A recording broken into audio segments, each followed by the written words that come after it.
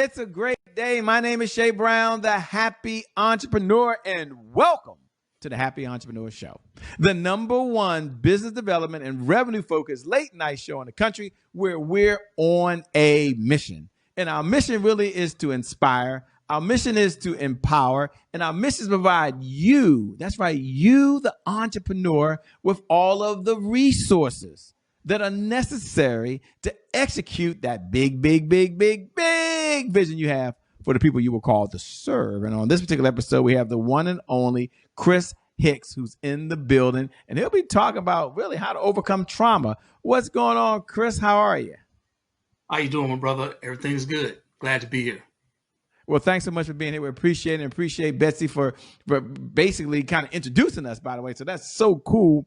But I'm curious, as we get started, they're looking and read your bio, so they'll read your bio. You got how to overcome trauma.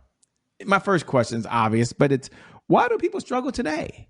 I mean, we got Instagram, we've got YouTube, we can go to ChatGPT and get any answer we want. So why are people still struggling today with overcoming trauma?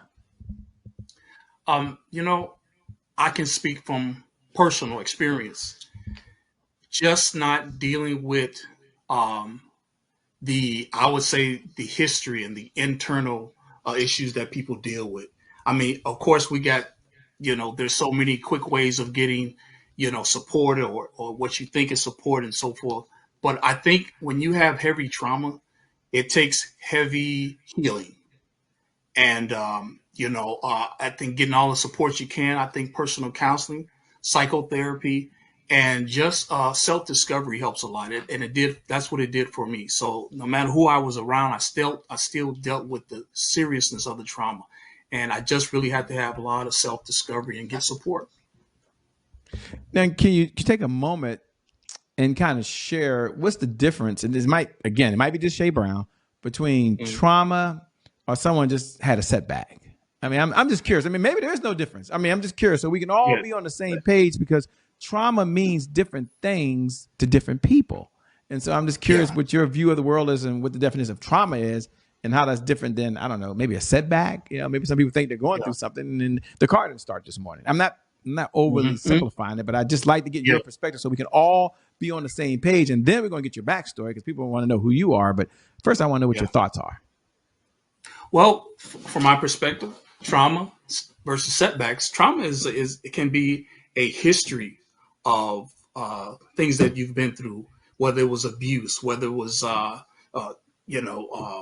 any type of it could have been a car wreck or something that you experienced that the brain just could not capture at the time or it couldn't grasp. When you have a setback, setback is just I would say for me, it's just a distance of time. It's timing sometimes. Hey, I want to venture out and do such and such, or I have a goal and it's on hold for a second. Something happened.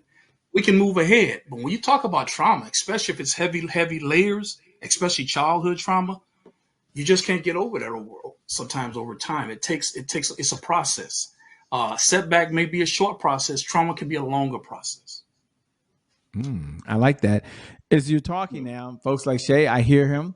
But what's his backstory, Shay? Who is this guy named Chris? What has he been through? So can we take a moment? We'll slow down, ladies and gentlemen. And Chris, if you can, share a little bit of your backstory and your journey that led you to where you are now. And what was that defining moment where you said, you know what? I'm going to go do this and help other folks. Yeah. Well, Shay, my story starts, it's not pretty. I'm going to be honest with you. And I don't call myself a victim. And I think for years I dwelled on the fact that I felt powerless, and I graduated from powerless to powerful. And my journey started, man. Chicago, Illinois. I live in Florida. And I've been there for 11 years, and my mom had me at I believe she was just turning 15. My dad had me at 17. South side of Chicago, and she had to give me up for adoption. And literally, she had me in the because the family, during that time, this was like the early 70s. You had a baby out of wedlock and so forth, not married. They shipped you down south or whatever. you had the baby and so forth. But it was a situation where my mom really wanted to keep me, but the family decided you're not old enough, you're not mature enough, and so she put me up a job. She literally had me in the hospital, had me. She was with me. She told me for about maybe 30 minutes, and they took me out of her arms, and she never saw me for another 39 years. During that time, once I was adopted, I was placed in Chicago, Illinois Child Care Services, bounced around. My first home, I was there till the age of 8, and Shay, it was horrific. That's where the trauma began. It was abuse, physical abuse, verbal abuse, sexual abuse, and torture, and it lasted for about 8 years until child services removed. Then I went to my first another home who would get my last name, my last name Hicks. Her name was Laura Hicks. She was an elderly woman, single mom, lived on the South Side. She took care of me, raised me. It was just her and I. She also had other adopted children, but I was like the main guy. But here's I suffered another trauma. She passed away 5 years later. And now you understand, Shay, the state, I'm still a ward of the state somewhat. Do you know I really was kind of a ward of the state to like 18, because from there, after her home, I went to a family friend's home, her cousin's home. I lived there until my teenage years and so forth in Inglewood. And I had to learn how to assimilate. I had to learn how to survive. And uh, she went to Mississippi. I decided to stay. And from there, man, I just fought. I went to college, and I'm just kind of, kind of breezing through it. But I wound up going to college, and then I met my high school sweetheart right after high school. Uh, then I went to college, came back, and I kind of bounced around again, just trying to find work and find myself. And eventually, my wife and I get married, and I started to. When I went back to college, it was hard to manage college, hold a job, and all these things, but I was able to manage it, raising kids, 4 children, and I got through it. And During those times, I stayed in school. I just stayed in school, and I kept pressing. I kept pushing. Long nights, just a lot of stress, but I kept pushing and doing this without parental guidance, man. Just kind of doing it on my own, and I just decided not to give up. And just fast forward, and I started my first kind of job in my career is one of the summers of college. I would have these summer breaks, and I would go to Wisconsin, and I worked with young men who are in the inner city kids, and we had a camp in Wisconsin. And I would work with them, and I had a knack to work with people, man. And from there, uh, got my associates in psychology. And then I went on and got a bachelor's in behavioral sciences. Then I went from there. I have a master's. But what really drew me to the field of I love mental health. I am an advocate for mental health. My own experience, I did not want to see people suffer like I did. And whatever I can do to enhance, to encourage, to empower, that's what I want to do, because those are the things I wish I had that I did not. I had to get it on my own. No one gave me anything. And so I hope I answered your question. I can get a little long-winded, but I hope that somewhat answered your question. It answered. It was spot on. And my question is: thanks for being so authentic. Thanks for Yes, sir. sharing the backstory behind that. We certainly appreciate that. Where did this will inside you to keep going without stopping? Is that something that was innate? Is that something that you picked up because you read a book? Just all kind of curious, because you had this burning desire to never quit when I guess you were in the middle of trauma. According to what you said earlier, trauma is something that happens Yes. over and over again. You can't just get rid of it, quote unquote, Yes. in your brain. Right. So where did the will come from that you had to keep going, man, through all of this trauma? My faith is one, and honestly, no one ever gave me anything. I had to fight for everything I had. Um, and I just didn't have time to quit. I just didn't have the man. I had been through so much as a young child. I mean, you're talking about 5, 4, 3 years old. I was terrorized, and so I've always been a fighter. I've always been a fighter, and I'm just used to it. I'm just used to it. Nothing comes easy. Nothing comes Yeah, easy. what do So you, I kind of go go ahead. I'm ahead. sorry. What do you say to No, the go ahead. persons out there listening? This is an unfair question, but they're going through a lot right now. And they're like, Shay, Yeah. if he said, here are 5 steps or 3 steps, whatever the number is, that someone who's going through something right now, there's some trauma happening in their life, and they're like, man, Shay, what's the first thing he would recommend I do? I mean, I'm curious. I'm hearing him. I'm connecting with him on so many levels. Or I know someone that's going through that right there, Shay. So what are 1, 2, or 3, or maybe 5 things that he would suggest, the steps that I can take to start getting myself out of this? What would you say to that person that's watching and listening now? One thing is, and I'm just saying from personal experience, is first thing is understanding that you are not a prisoner of trauma. You don't have to be. And that is through just getting to that self actualization. Understand that you are special, you are somebody, and whatever happened, whatever trauma you've been through, you don't have to be a prisoner. It doesn't have to dictate your life. The second thing I would say is please talk, open up, express how you feel. Talk, tell people, listen, I was around people, my family, close friends, relatives. Do you know they had no idea what I was dealing with? I put on a face, I put the mask on, but I was struggling. I was depressed, full of anxiety, you know, and I did not reach out. I was scared to accept what was going on in my life, and scared because I felt I was a man. I'm a husband. I'm embarrassed. This shouldn't happen to me. It shouldn't be. Oh, that happened in the past. So expressing yourself, talking. When I talk to a lot of my clients that I deal with, and when I speak, I say, "Hey, man, transparency is one of the best things." Sometimes we don't want to be open. We don't want to shed. We don't want to show that dark past. But if you don't, it will stay there buried, and it's just like garbage. It will stink one day. The other thing is, and I probably said this before, I might be being redundant, forgive me, please get counseling. Go to therapy. It's okay. You're not crazy. There's the stigma to people that deal with mental health that something is wrong with you. Or they're going to put you in a straitjacket and you shouldn't be on medication. That's all. No, no. Do whatever you have to do to get the help that you need. Last thing is be comfortable with yourself. Be comfortable with the good, the bad, and the ugly. Because guess what? That's you. That's you. And it's about learning balance, being balanced in life. And that's what I learned. That's what I learned, Shay. So I hope I can help somebody. It's not the end. You don't have to be captive. You don't have to be held in. It's not your fault. I love it. Thanks for being so transparent. Thanks for sharing with us. We appreciate that. One of my favorite questions to ask is that along this journey of life, you've had so many mentors. And the question is going to be, what's one of the best pieces of advice you've ever been given? But so I can frame it for the audience, they might be curious. You've had a lot of mentors. Some you may have never met. Some you've only read in books. Some you've only watched on video.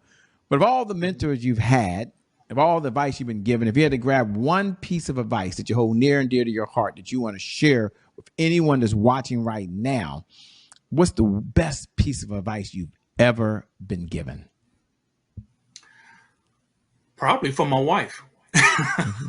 um, Actually, before this interview, Shay, she just said, be you. Don't try to make this is your story. It may not be pretty. And it's not. I'm gonna be honest with you. I did not have and I still go through therapy today. And I feel sometimes awkward because I'm like, wait a minute. Like I'm like, wait a minute, you're in therapy.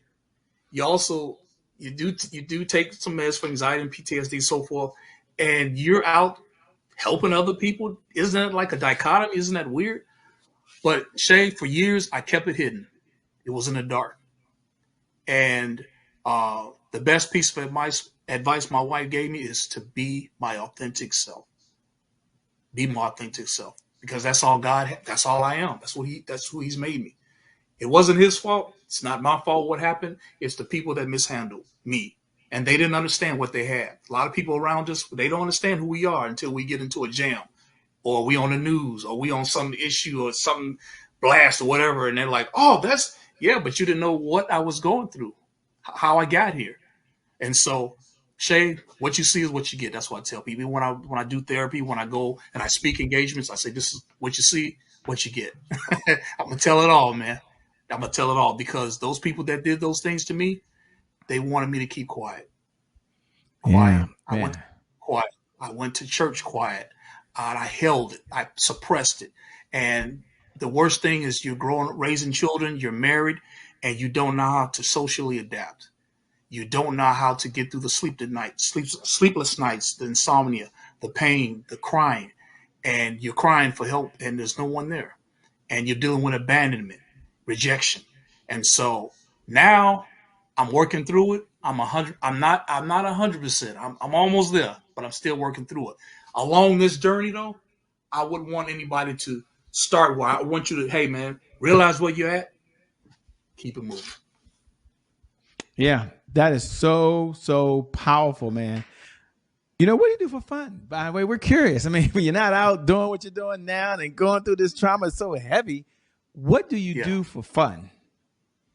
Um, Probably funny, but my son and I we started back doing MMA classes. I try to work out, exercise. I like to watch movies. That's like one of my first loves. Uh, and just going out with my wife, man, enjoying the beach. If I could live, Jay, if I could live right by the beach, I would. But that's in the future. I love it. I love it. What do you enjoy so much about the water? What do you enjoy so much about the beach, man? And just the ocean, the water, the clear. When I'm around water and the ocean, it just takes me to another place. That sand, like I said, I'm from Chicago, man, South Side. So I was in the concrete jungle.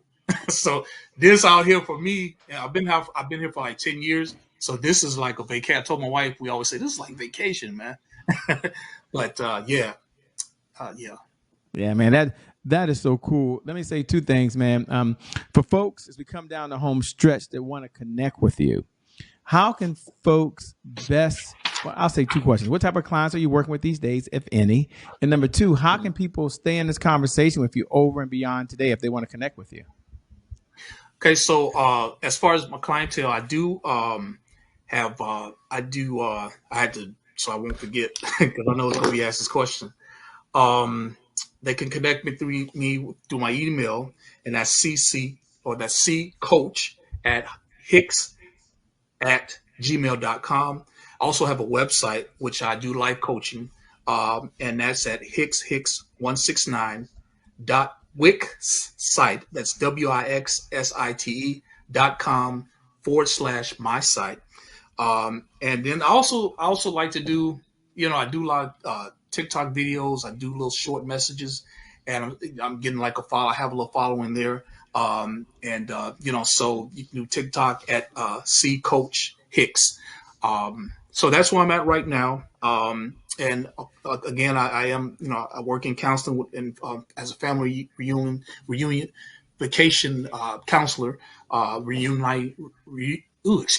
reuniting families that have been separated. So I do that, and I'm also working. I'm on the last finishing parts of a book that I'm coming out with. It's my autobiography, and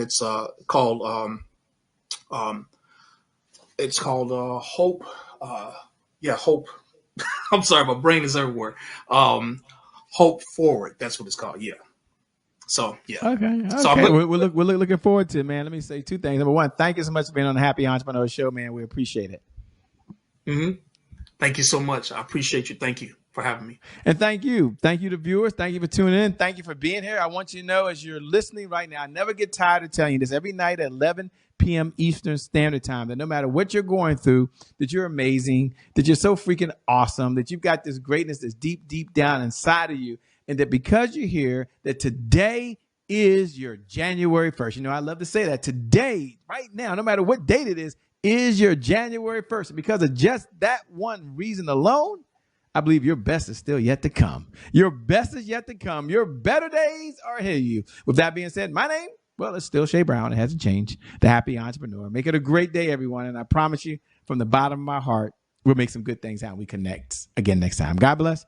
We wish you success. Thanks a lot, my man. Appreciate it. Peace.